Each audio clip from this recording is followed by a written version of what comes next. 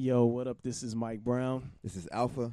and this is The Art of Letting Go. Letting go. Letting go.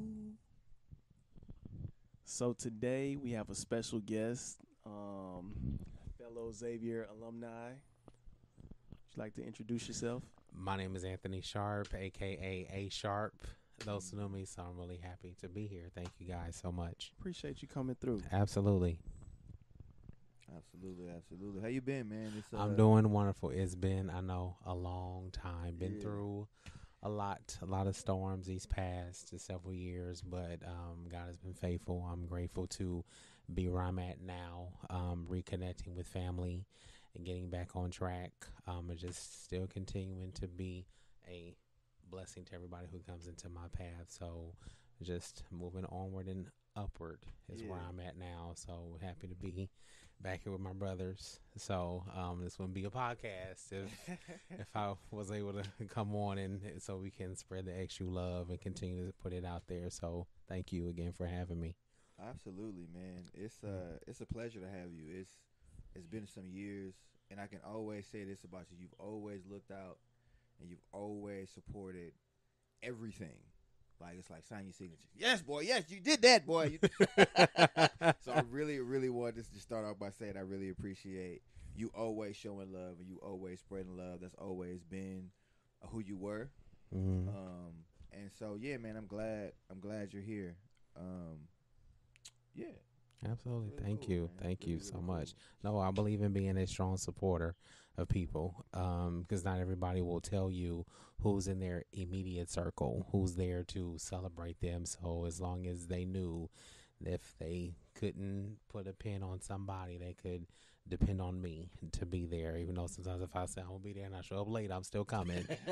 I'm still coming because I'm, Yeah. again, put through stretching myself in so many different directions, but just always wanted to just be there for everybody and say, hey, I got one genuine supporter in the room somewhere. So absolutely.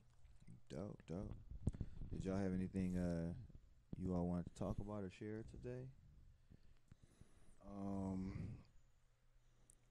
I think for me, something I would like to talk about is just being able to push through. You know, when you reach those points of like being tired and Mm-hmm. just avoiding the burnout. I know last week for me was it was a challenge because I've been working so hard over the Mhm. past month. So I felt myself about to burn out, Okay. and I prioritized myself this weekend over anything. I was supposed to go to this music trade show called NAMM. Mm-hmm. Ended up skipping out on it. Okay. Didn't go, and I know what kind of opportunities it would have been for networking and all that kind of stuff. Mhm. But I took time for myself. I spent the whole day Saturday resting, and I spent Sunday with friends and family. Mhm. And I don't think I would have gotten that had I gone to this trade show. Mhm.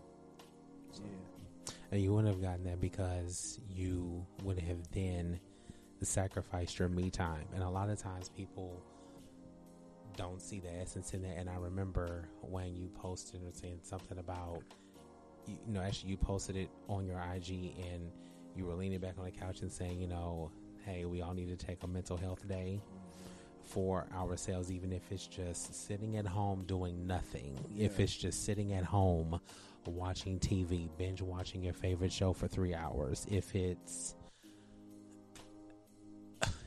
just getting up, using the restroom, showering, laying down on your couch in your birthday suit watching TV. yeah, That's your business. That's your mental health Right. day. If it's just sitting poolside by yourself, whatever me time is, whatever that constitutes for you, you need to do that because we're in a rush now. We're always on the go. We're rushing through traffic, pushing through, trying to do this, trying to do that, meet all these different deadlines. And little do we stop to make time for ourselves. And for me, and I can definitely piggyback on that. I'm the top victim for that because I move and go so much doing so much for this person, just Yes. wanting to be a blessing so much to help people and do this and do that. And sometimes you're like, wait a minute, I need to press the stop button, tell so-and-so I'm not coming tonight, because you don't want to get to the point of where you get really sick Yeah. Yeah. and push yourself to the point where it's okay, I can't go anymore. I'm trying, but let me just push for more. And then you find out you done blacked out and woke up in the ER at Cedar Sinai. Like, how did I get here? Yeah. Because I've been pushing so much. And so we must take time for ourselves. There's a scripture that says, love thy neighbor as thyself. And really look at that. Look at how you're treating yourself. How are you loving yourself? Am I taking time for me? Am I taking time to unwind? And many people, there's a misconception with that, oh, if I'm taking time out for me, I'm being selfish. No, you're taking care of you. You only get one you. The people that love you only get one you. We only get one of us. And so the people that love us want us to be here. They want us to still be around. And so we need to take that help. I love my boss, who's passed on now, but she would always tell us, and I loved her for it. She said, look, if you were not feeling it, roll over, grab your phone, text me and say, Nelly, I'm taking a mental health day today. I'm not feeling it. I will see you tomorrow. Okay, and she'll see us tomorrow. Yeah. And whatever that is for you, you've got to do that. Not got to because it sounds forced, but want to do that because it's a value to you. It's something that you want to do because it's going to make you better. And true friends who understand will get it and will say, that's when I first came in here tonight. And Wayne started apologizing, like, excuse the house. What you apologizing for? I'm a guest in your house. Yeah. This is your house. Yeah. This is how your house looks when I'm not here, when we're not here. So live and do you. If Right. y'all not complaining, I'm not either, because this is your place. This is your domicile. This is your place to She unwind. complained. Well, we know the missus. We know the missus is always going to want order, always. But again, you have your moments where it's like, look, babe, I love you, but hey, this tub is calling my name. This bed and this pillow is calling my name. To really take a moment to unwind, because when you lose sleep, become grouchy, mean, start throwing shade, even though it's not intentional, but it just comes off. And I know from being in a former relationship with someone who had bad insomnia, really bad, and it was just every other day. It was, like, now's not the time. You may not want to say nothing to me because I'm on edge. And you never really think about how important sleep really is. Man. Absolutely. And how critical you must get it. And the thing is, if you don't, guess what? This beautiful, awesome, godly designed body will tell you. That brain will start hurting. Them eyes will start hurting. Everything, you will slowly break down. Absolutely. And before you realize it, what's going on with me? Am I okay? What happened? Oh, you just came in here and passed out. We really thought we were about to call the ER because you were passed out for like almost 9 hours.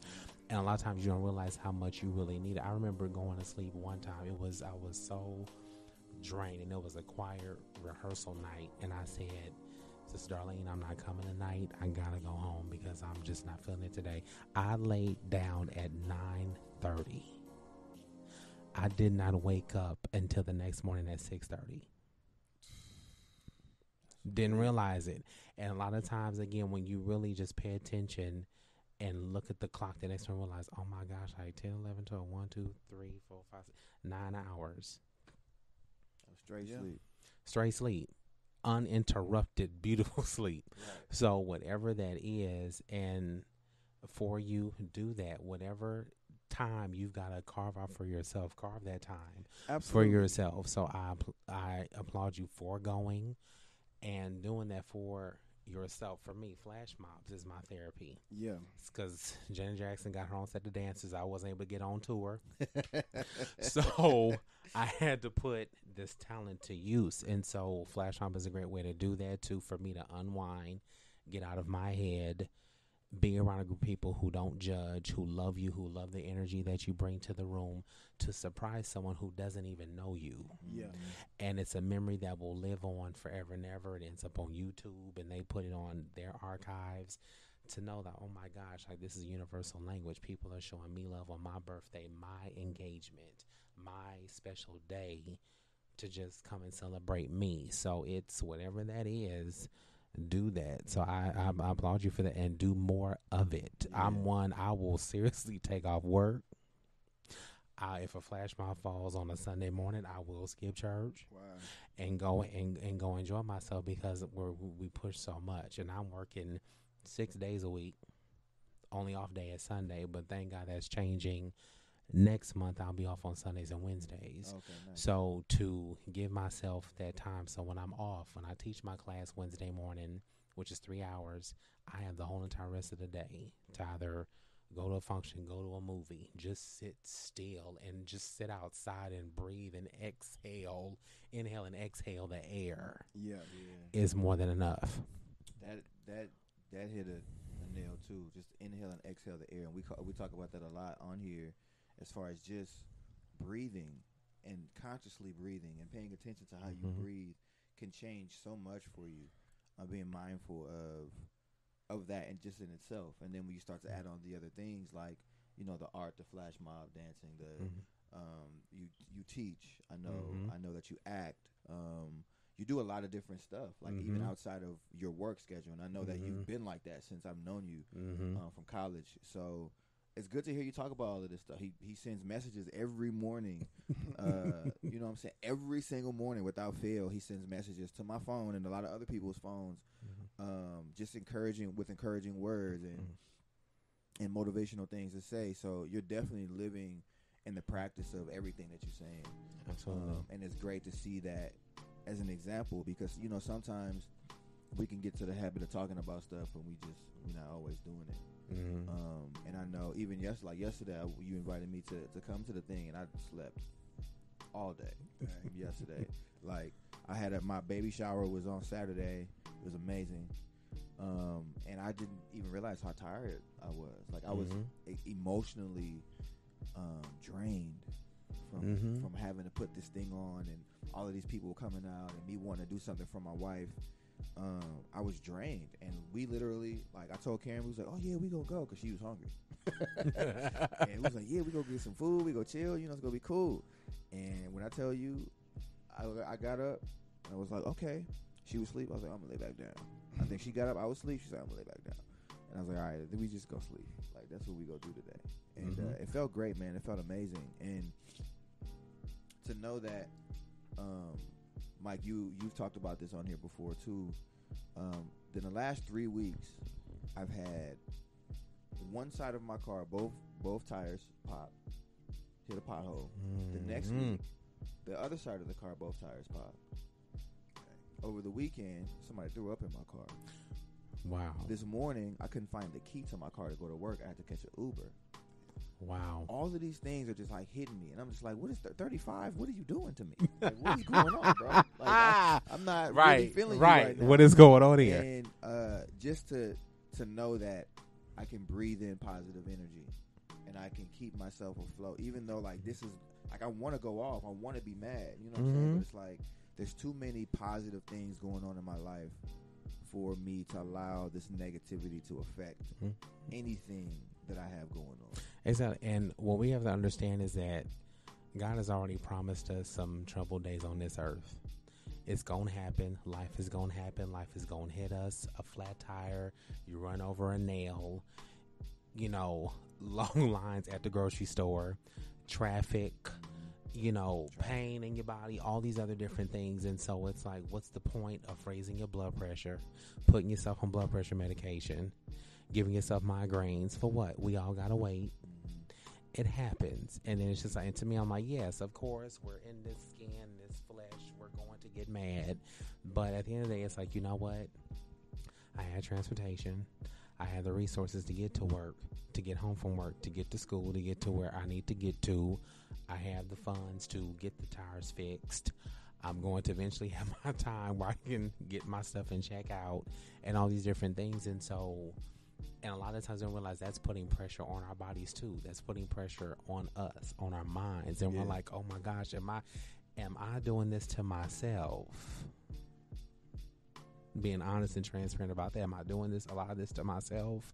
Am I allowing too many things to get into my space? Am I allowing too many things to rent space in my mind when they don't pay rent? So so with that, it's going to happen. Things are going to happen, but it's how you handle them. A lot of stuff gets under my skin and my nerves, but after I'm like, okay, you know what?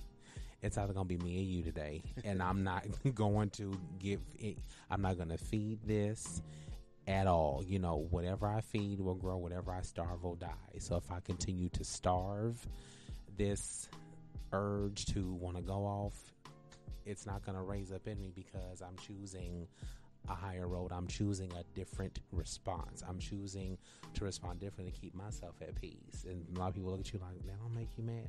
Yeah, but what we gonna do? Right.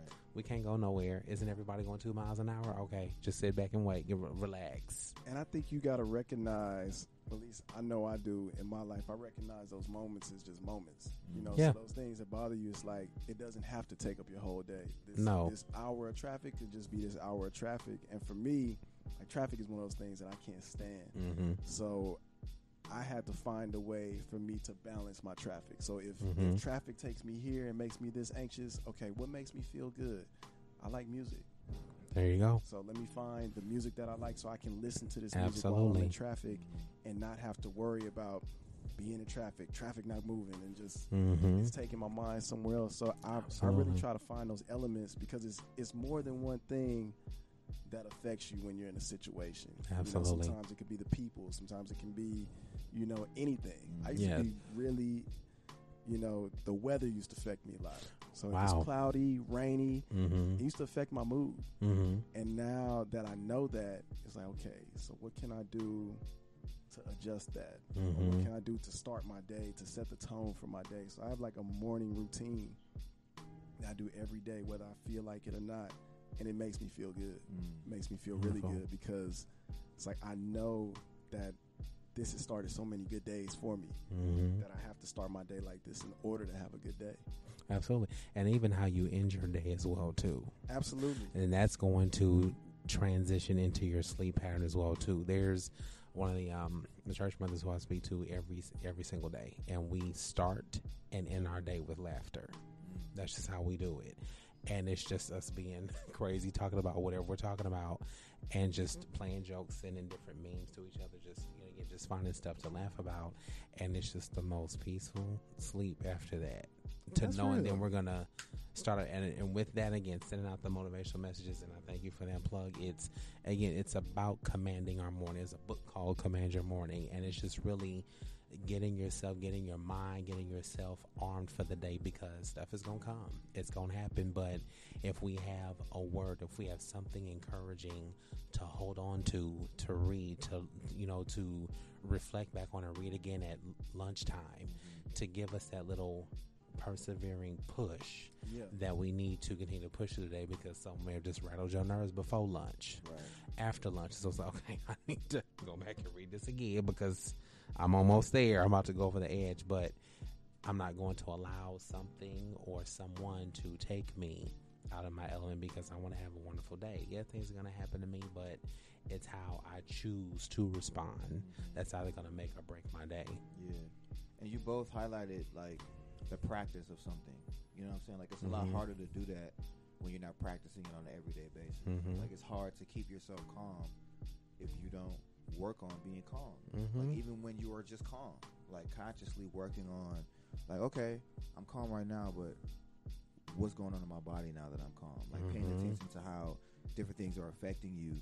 And once you get that into practice, it's a lot easier to bring yourself back to that place. When the anger starts to come up, when just different situations, because stuff happens, man. Like, it happens every single day, and we go through stuff, and we feel like, honestly, I'm being attacked right now. Like, this is spiritual. I feel like, you know what I'm saying? Like, all of this stuff is going on. Like, I'm saving up this money, and I'm spending all of this money. Like, I'm like, what's going on? Like, but at the same time, I'm like, you know what?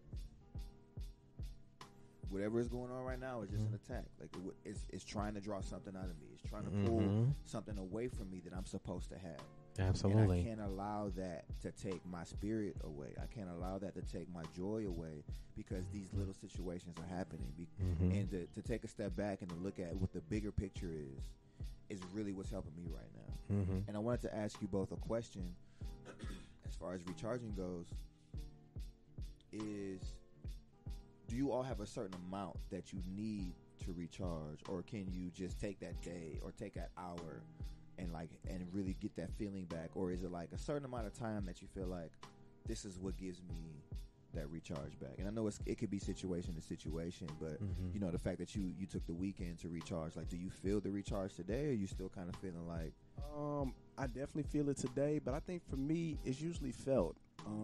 Like I don't ever really put like a time limit on what it's supposed to be, because sometimes it may just be taking a nap. Yeah, that can make me feel recharged. But like this weekend, I knew I needed the whole weekend, and really, when I took Sunday I woke up feeling good, but Sunday I was also like, I would rather spend the day with my friends and my family as opposed to going do something that's going to require a lot of energy that I don't want to use. And being around my people, it was like we got to exchange the energy, like we were transferring it, because you know, kind of going back to what we were talking about routines and stuff. For me, the people I surround myself around also give me a lot of balance, because it's like they go through the same things that I'm going through. So it's like, you know, I can tell them what I'm dealing with and they can share and give advice, and I trust these people enough that, you know, I take what they say into heavy consideration. And,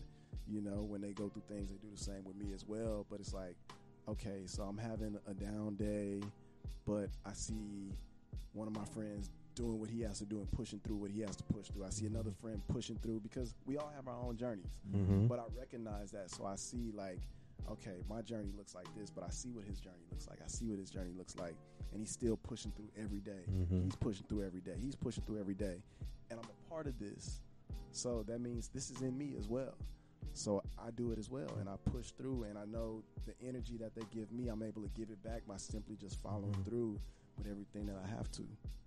So that's wonderful. And for me, it's really a combination of things that really give me the recharge. Sometimes it is a good night's sleep. It's a flash mob dance, which to me is like a 6-hour Zumba workout, because rehearsal alone is 3 to 4 hours. Wow. So that's just, and then we take breaks in between.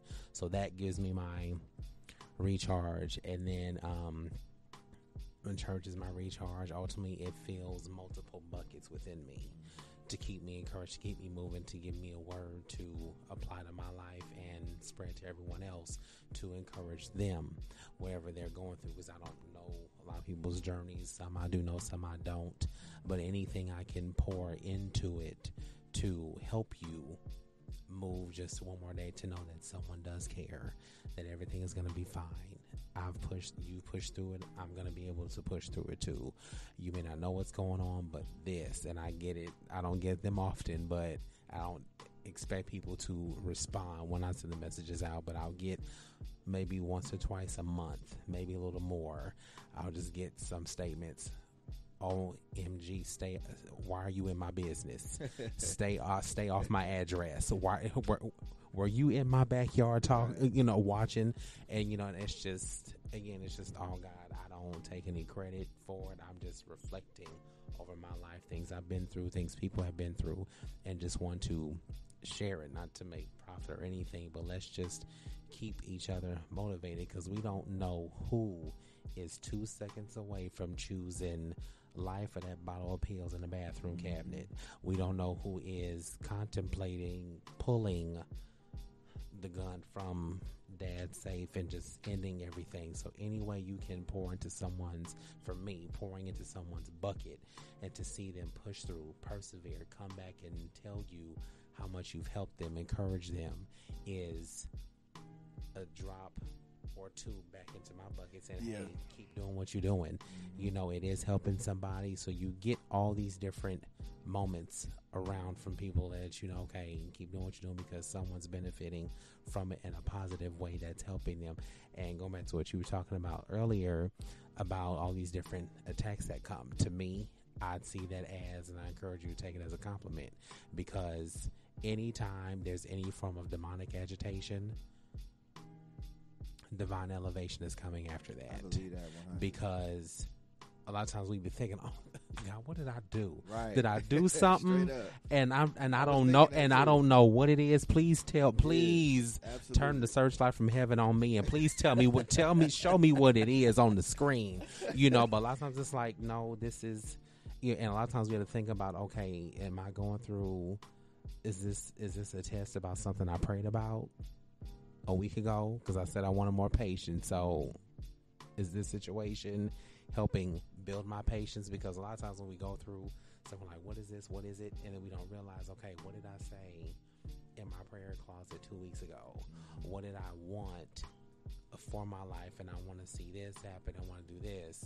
Is this something that you say, which you always say, be careful what you pray for, right? Because God is not just going to just drop it. It's going to be situations you're going to go through to build that patience, build that faith, whatever that is. And so it's a compliment that, again, you know something great is coming to you if you faint not and continue to persevere to move forward, because there's something great coming for you. So it's not always something that we did wrong.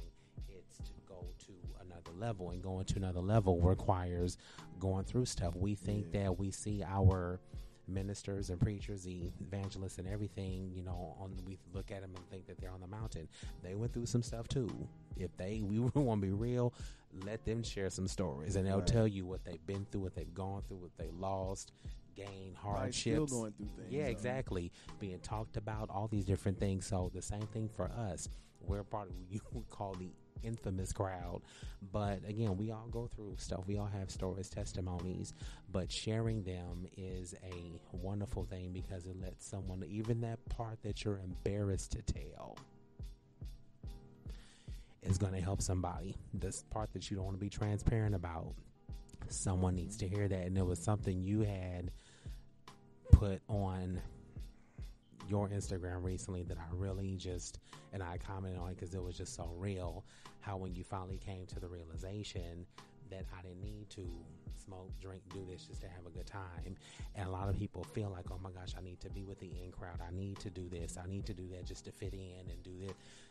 If no one can accept you for you and respect the fact that that's your choice, this is mine, I'm going to do what I do.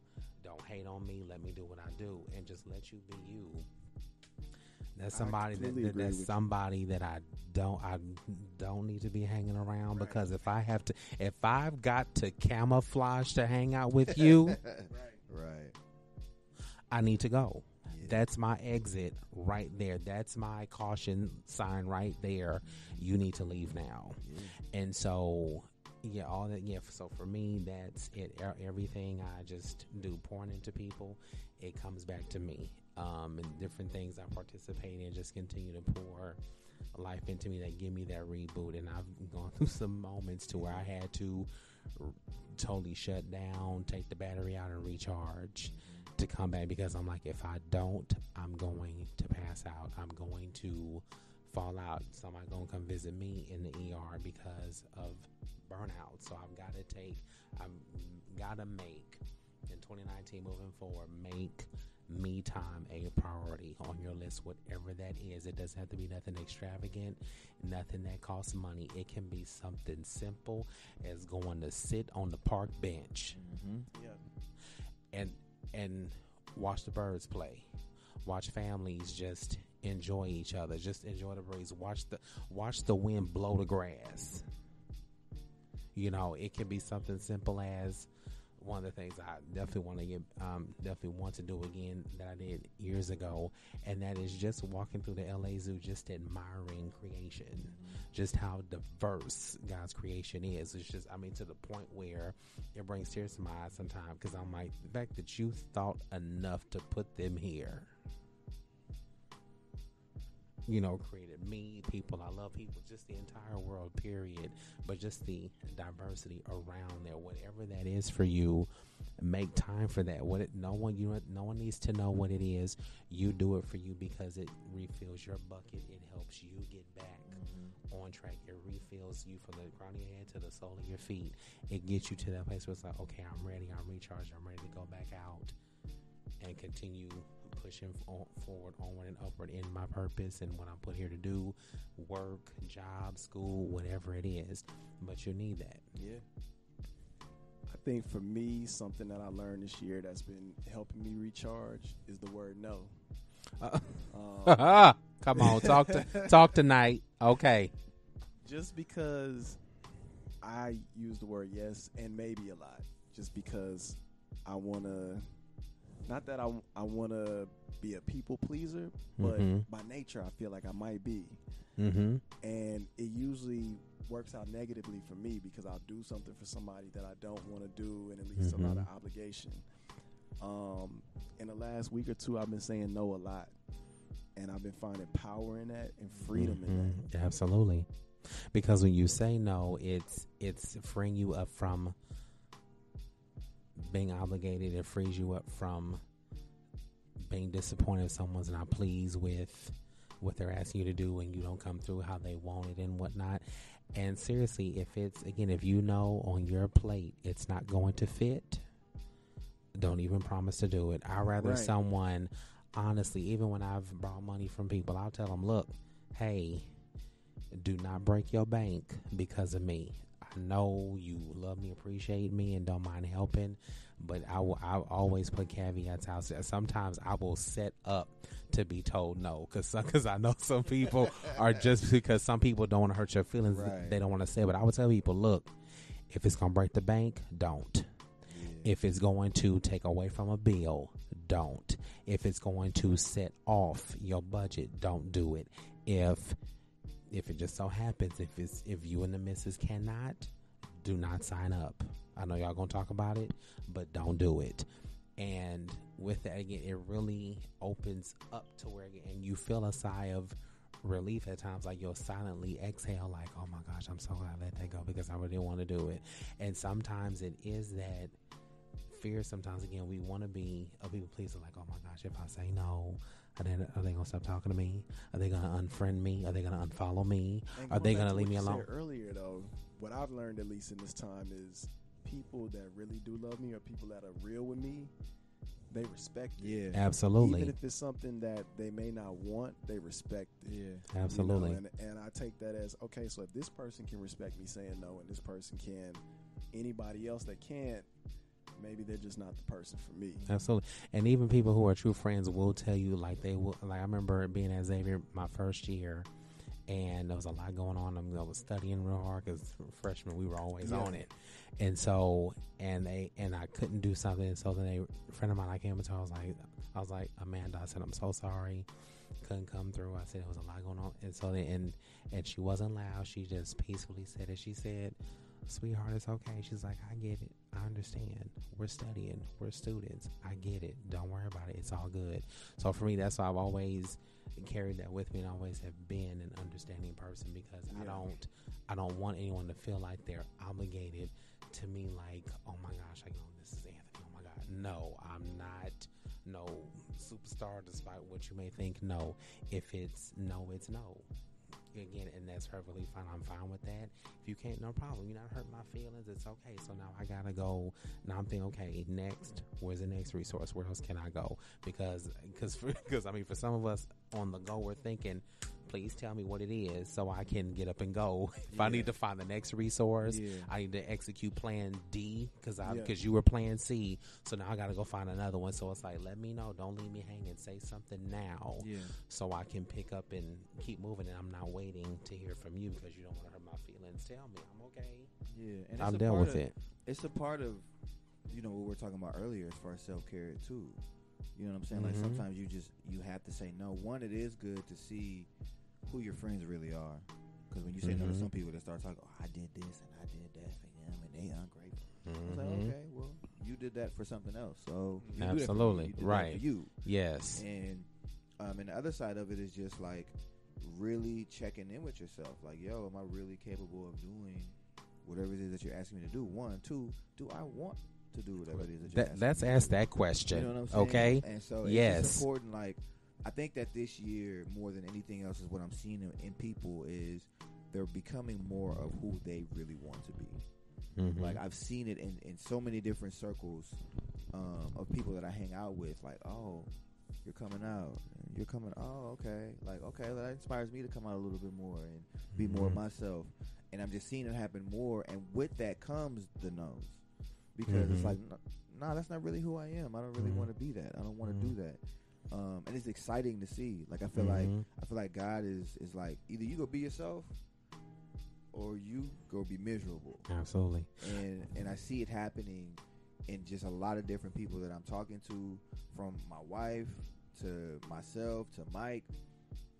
Like, I see it, you know what I'm saying? And I'm happy to see it. I'm proud of seeing it. Like, it's like, oh, this is dope. You know what I'm saying? Like, you're really doing it, you know? And so it's encouraging, because I definitely have not always been in that place. I've definitely been more of a naturally more of an appeasing type of, have that appeasing type of energy. And I don't know if it was because I wanted people to like me, but it was more of like, I guess that's what I'm supposed to do. I'm supposed to be nice, right? But nah. Would you say that you all have been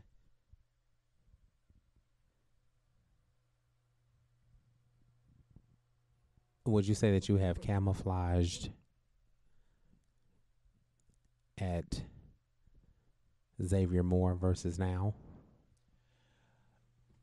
I don't know if I would say camouflage. I would say more so I was trying to find my way as Xavier. Okay. I was 17 years old. You know, meeting people from many different places. And I had all of these principles and things that I was taught at home. And now I'm meeting people that align with, like, most of my friends, honestly, before coming to Xavier, I didn't have not one friend that was like me. I had a lot of really good friends that were loyal, but most of my friends stayed in trouble, fighting, getting kicked out of school, doing everything. I got to Xavier and I met these guys that didn't want to fight, studied, were into girls or whatever they were into, and just were very calm. And I probably was, and I wouldn't say I was rowdy, but I was probably the most out there as far as personality amongst my friends. And in another circle, I was completely different. So I think I was really trying to find my way, and Xavier gave me a lot of foundation of who I am. And I think as an adult, I explored more of who I am. So I think now, you know, I feel very transparent in my life. But back then, I was really just trying to figure it all out. Yeah, for me, I think that I think I was probably the most myself as Xavier. Okay. I think that in adult life, I was told that an adult was supposed to be a certain thing. I was taught that, and I love to dance. I love to act the fool. I love to do certain things, and just being around adult circles, they would be like, "You're doing too much," or "You acting like that." And it's like, I'm just being myself, man. I'm just trying to have a good time. You know what I'm saying? Like, I'll go to the club and I will dance by myself. That's right. Like, because I'm enjoying myself. You know Absolutely. Going to see Pharrell last year at Complex Con. I'm in there dancing my behind off. You know what I'm saying? My little brothers are looking at me like, I'm like, what are y'all, like, this is amazing. This is an amazing right. y'all. Absolutely. And I'm just getting back to that place where I feel comfortable 100% in my skin. I feel like the people that I was around at Xavier allowed me to do that. Especially coming from, like, I grew up in, I've said it on the show before, I grew up in domestic violence. I saw certain things growing up that made me have to grow up a little bit too fast when I was here. So when I got to Xavier, I was like, I'm free. Yeah. I get to just be me. Oh, this is amazing. And I had to learn a lot about who I was still, but I was the most myself there. When I moved here, when I moved to California after, you know, being there a year after graduating, I was like, I don't really feel like me anymore. And I slowly, over time, lost more and more of myself. And I say in the last couple of years, especially in doing the art of letting go, I found a lot more of myself. And I'm comfortable, more confident in being that guy again. I'm not as goofy and all that stuff as I was as a kid because I was 17, 18 years old. Right. So I've matured, but I know that there's a time and a place where I can just let loose and let my hair down and just be like, I don't care what nobody has to say. I'm gonna do it. Absolutely. And so it's taken some years to get back to it, but I'm happy that I'm entering it now, especially about to have a child, to have that childlike mentality still. Yeah. Because I that's who I am. Like I'm a goofball, and I love being a goofball. Like you know what I'm saying? Like, we love you for it. Absolutely. You know what I'm saying? And so I can't help it. And but I will say that I wouldn't always show people that side of myself. Like I didn't always give that because I felt like that was, I don't know if I felt like that was a gift, but I just was careful with who I allowed to share that energy with. And it taught me that, what taught me to do that was you're not supposed to act like that, or you're not supposed to. So I was like, oh, okay, you're not ready for me. So we're just gonna pull right, leave you in your section. For me, you know what I'm saying? But what about you? How do you feel? For me, it was I started to break out of my shell a little bit because where I came grew up in a family where, again, we were just ourselves. We had fun. We cut a fool. We would cut a rug and just be transparent, be fun around each other. And so when I came to Xavier, first and foremost, it took me a minute because it takes me a minute to warm up around people. I have to fill out the environment to see if I can really go from 0 to 101 without scaring somebody. And then for the first part of my journey through Xavier, it took a minute before I started to get to interact with other people, show that fun side of me. Because before I was defending everybody from California for a while, because it started to come out the little nasty rumor about people from California stuck up. I said, hold up now. Wait a minute. There are some people, some individuals that were raised in wonderful homes, whatever your definition of normal is, that had proper upbringings, were trained correctly, were taught right, molded right, and who just knew how to enjoy themselves and celebrate the people around them. And once I started to come out of my shell a whole lot more and just to be myself in class and really be able to do it without fear, and then have that acceptance from other people, like, oh, he's just as crazy, just as nutty, okay. And then from coming out of my shell, a whole lot more people giving me permission to do that, not just verbally, but just their body language and how they just smiled and just welcomed it. And then getting in different things that allow me to do that more, because before, when I first got there, I wasn't doing no Mrs. Sophomore pageant, nothing. It took me a minute. It took me a minute to work up to that. I said, y'all know my element is doing Red Hot Pepper Boy at every patio show. That was it. That was it. That was it. That was it. So everybody knew, okay, when the song, where's Sharp at? Where's he at? Come on, lead the song. So they knew they knew that was it. So for me, it was like, that was my element. Peer Dean, that was my element. And then it just took over from there. And then for me, it was like, a lot of people don't know, I wasn't always this confident in speaking in front of people. My aunt scared me when I was in a garage looking for something at a very tender age, like between 7 and 9. I was looking for something. She scared me. And for some reason, I had just developed a stutter after that. It was very bad. I called myself the Black Porky Pig. It was bad. Wow. It was bad. And so when I got to Xavier, I was doing group projects and group presentations in psychology class, various classes, and then people just started to just affirm me, like, Anthony, you got something to say, open your mouth, say something, don't sit quiet, you got something, I know you got something, stop playing.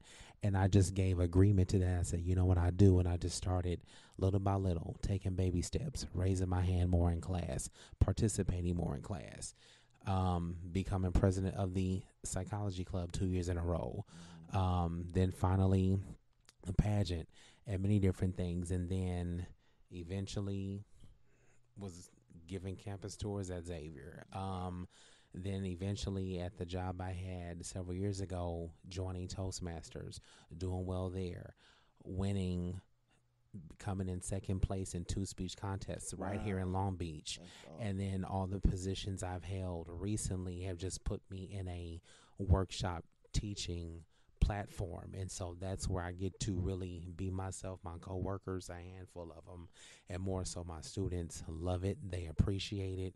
They appreciate how the humor is infused in the educational aspect, which my boss came up with the term called edutainer.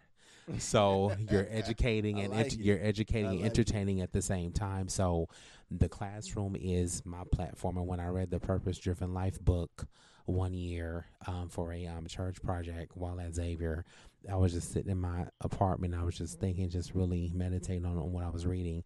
And I just found myself writing the word teaching. And that's what I've been doing ever since. Wow. And it just allows me to come alive too. That's pretty much my one-man show. Like the classroom is it, where I can be myself and give it, and people receive it and they accept it, and they accept me wholeheartedly. And then the feedback that you get, it's not for you, it's, you know, praising the God that gave you the gift to give back to them, to bless them, to help them. And so it just humbles me, the, you know, arriving to a place now where I can let my voice be heard, put it out there, and people accept it. And I would say, yeah, we were trying to find our way at Xavier. We got there. We had our moments where we were goofing off and having fun. But at the same time, when you're in your adult life, you know how to code switch. You know when to turn it on, when to turn it off. Let me ease myself into this new group of people who I don't know. They don't know me yet. I can't give them 101.5 yet. Right. I may have to give them 0 to 5.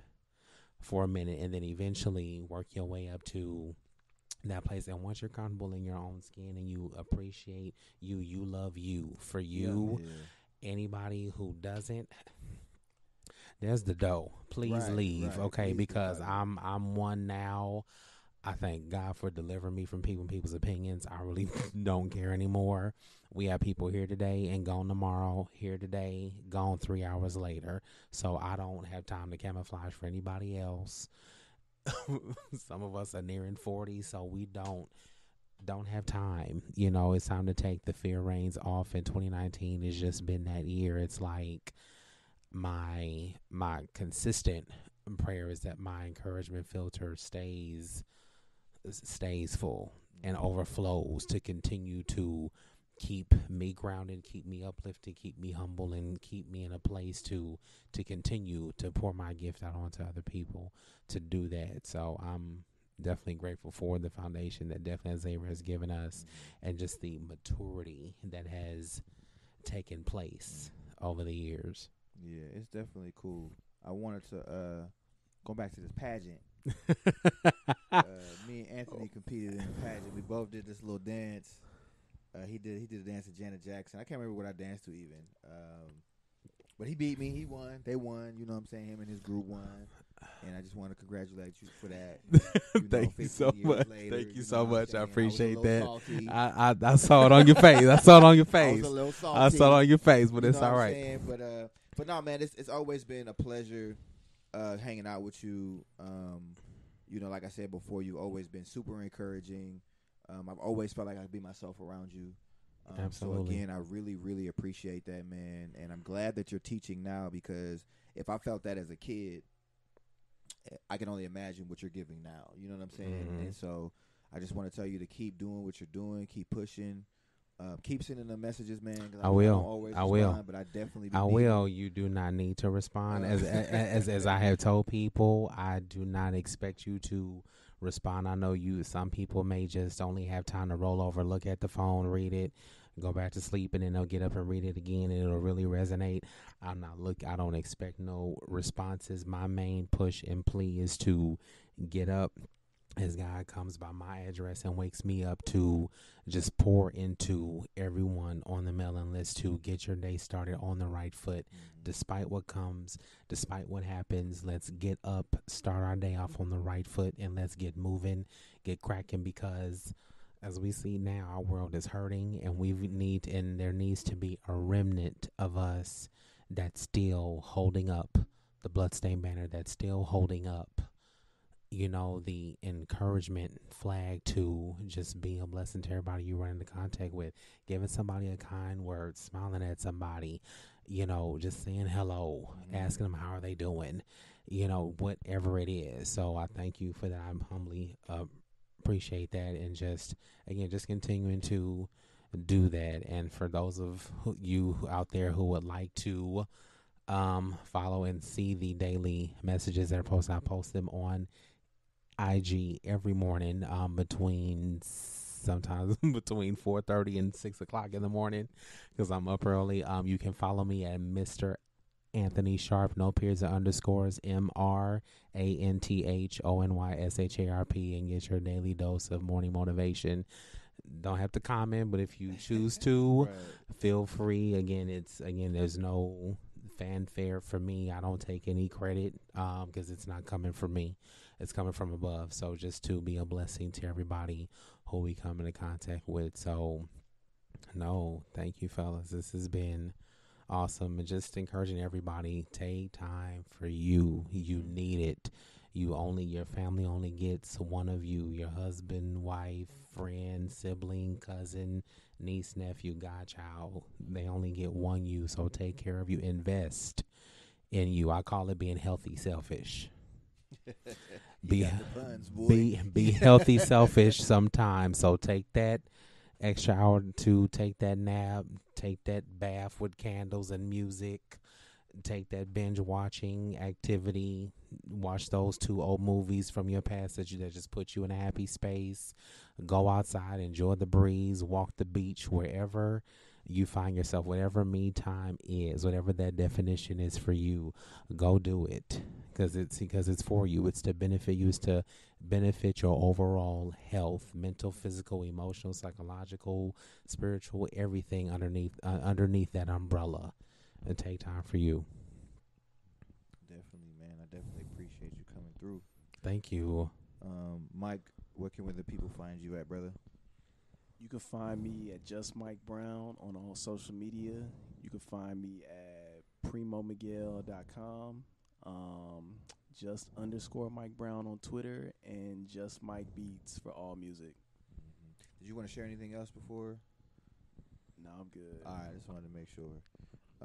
Where can we find you? We can Alpha Presents, ALFPHA_presents on all social media.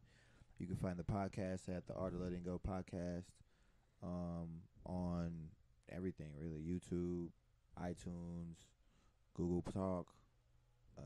What else we on, brother? SoundCloud. Yeah.